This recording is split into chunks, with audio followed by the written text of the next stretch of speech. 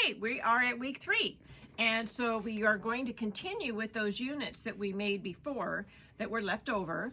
And so here we have our little side units of block 2 and they're leftovers. So we have these, and we're going to take these and find the center of the 16-inch, 2-inch by 16-inch accent one to this unit. And I just folded in half and creased both segments, and then I'm going to just sew that on real quick here, and then I'll show you how to trim it.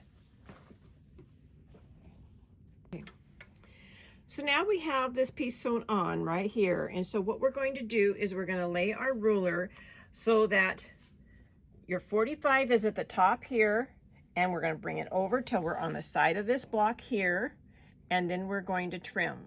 And so we're just going to trim, whoops, get this on the mat. We're going to trim right here. And then we do the same thing on this side. We're going to turn the ruler, and I'm going to turn the block here a little bit. And we're going to put the 45 right on that outside edge. Oops, try to get that on there. Right there's 45. And we're even to the edge of the block here. Let's scoot it in just a bit here.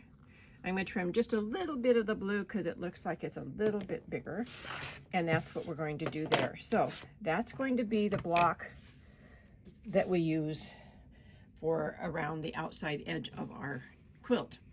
Now there's corners. And so for the corners, we're going to take the 8-inch piece, and we're going to sew it to one of those extra triangles, those 7-inch accent 4 triangles.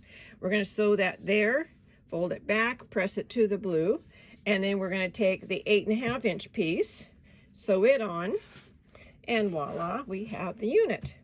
So again, we're going to trim these pieces just as before, but I'm putting the 45 on the outside edge right there, lining it up to the bottom of our triangle.